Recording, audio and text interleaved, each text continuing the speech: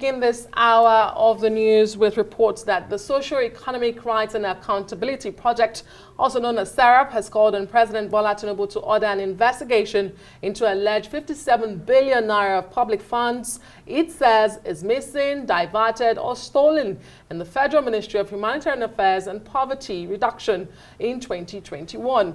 The organization wants the president to direct the Attorney General of the Federation and Minister of Justice, Lateef Fagbemi, and appropriate anti-corruption agencies to probe the allegations. Well, it's referenced the 2021 audited report released last week by the Office of the Auditor General of the Federation.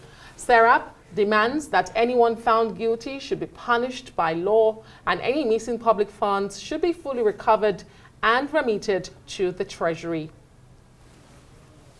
All right, let's bring in lawyer and Arise News analyst Frank Tietie, who's joining us this evening. Good evening and thanks for joining us. Two questions as we begin. What are your thoughts on this report that we're seeing? And also this probe into the Ministry of Humanitarian Affairs.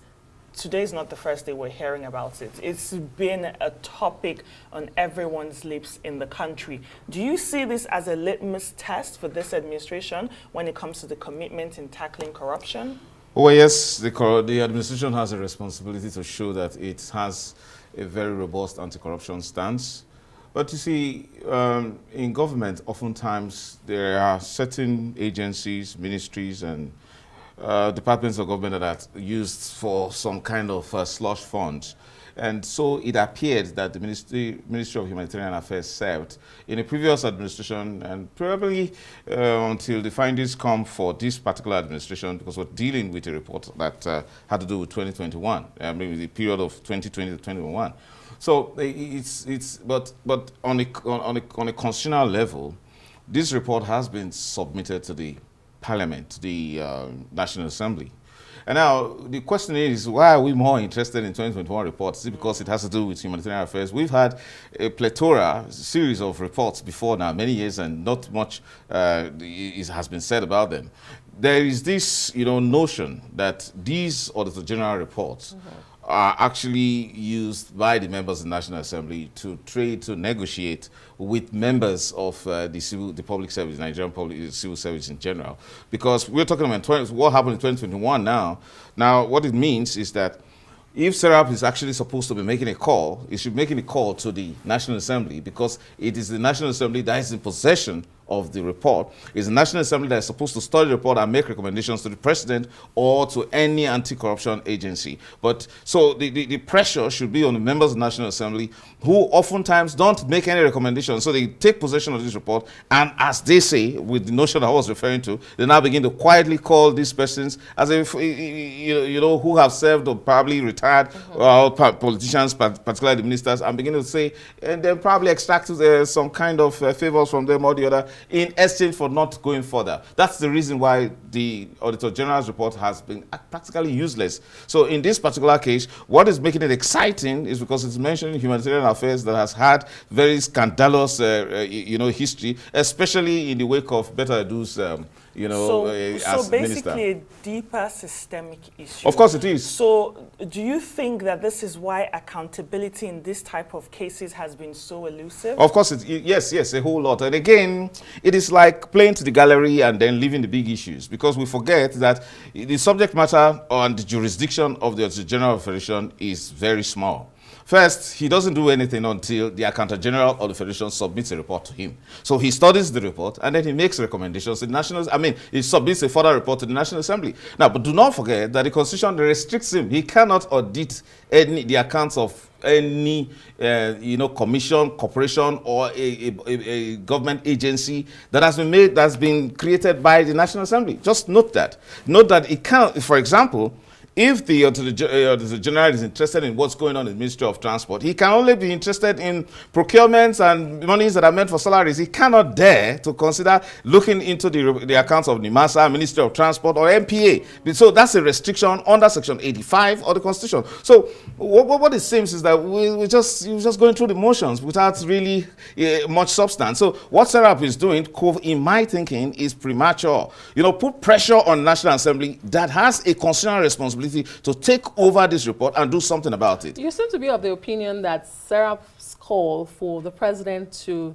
take charge of this is misplaced. Well, yes, by law. By law, okay. But we recall that prior to this report by the Auditor General, 2 ministers who have managed this ministry under different names are facing corruption allegations by the anti-graft agencies, including Sadiya Farouk under former President Muhammadu Buhari and Betta Edu under President Bola Tinubu. Also, we have seen a panel headed by the finance minister, constituted by President Bola Tinubu, to look into the social investment schemes. So with all of these actions taken by the President Bola Tinubu for this ministry, would you still say that the call by SERAP is misplaced, even though you cite law? Would you still say it's misplaced? And these actions taken so far by President Bola Tinubu, do they fall short? What adequate steps can be taken in the light that that ministry still exists and a new minister has been appointed to take over from Betta Edu? Yes, indeed. The truth about it is that when it comes to anti-corruption, we have the ICPC. And what is important about the ICPC, it's its independence. That it is supposed to operate without any prompting, even from the National Assembly or the President.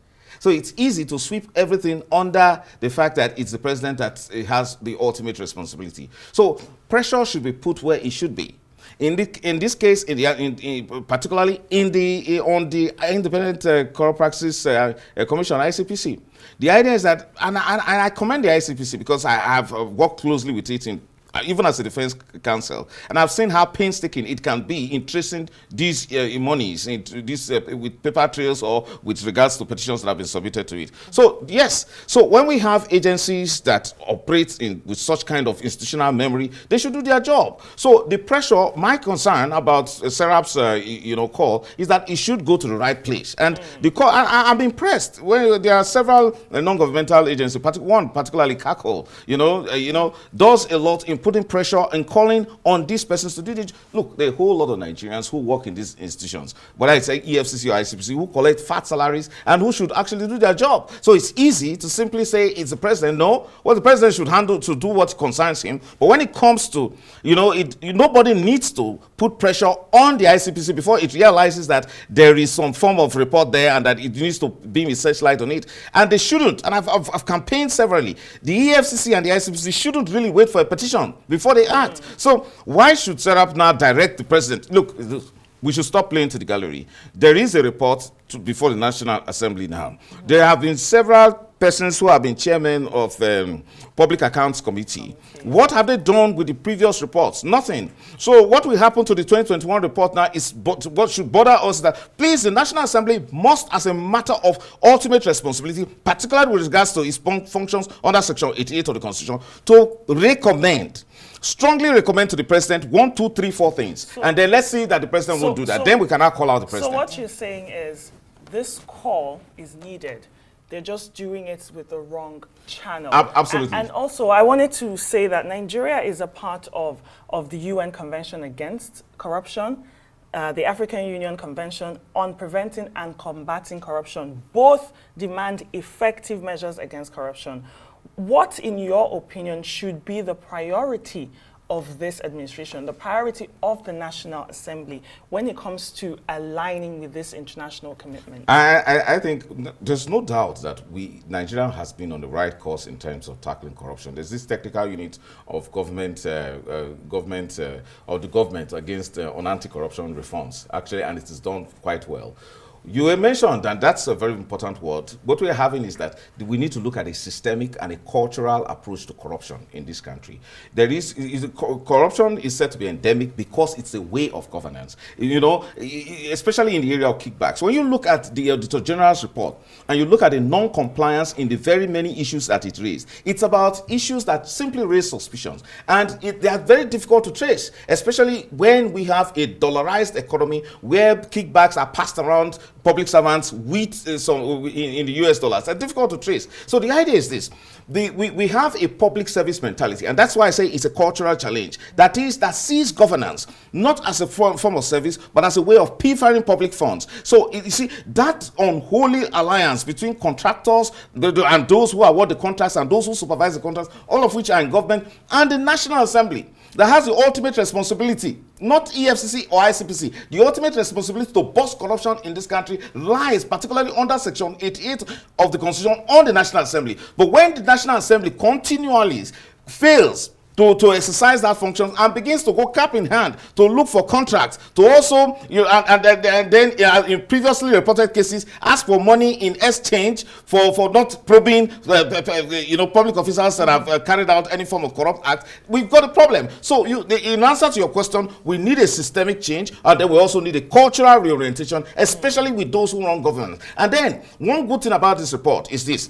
It shows that it doesn't matter how much you're in government, how long you stay in government, when you leave, you'll be called to question. Unfortunately, would the National Assembly recommend strongly to the president to call the previous ministers who served under Buhari to account, particularly with regards to this 57 billion that SERAP is alleging? Unfortunately, the National Assembly should be in the eye of the storm at this time, not the president. This was basically stealing from the poor. When you look at some of the programs highlighted in this report by the Auditor General, school feeding program, Empower for young people. I mean, we had known that this ministry was full of corrupt allegations, but this report, 57 billion naira. Look, see, it's humongous, right? But when you see, and I did mention from the outset that various governments, various administrations decide whatever ministry or department or agency that they would use, they would deposit slush funds into. We saw that in PTDF under the Obasanjo Atiku's government. We saw that in the Office of the National Security Advisor under Jonathan's government. So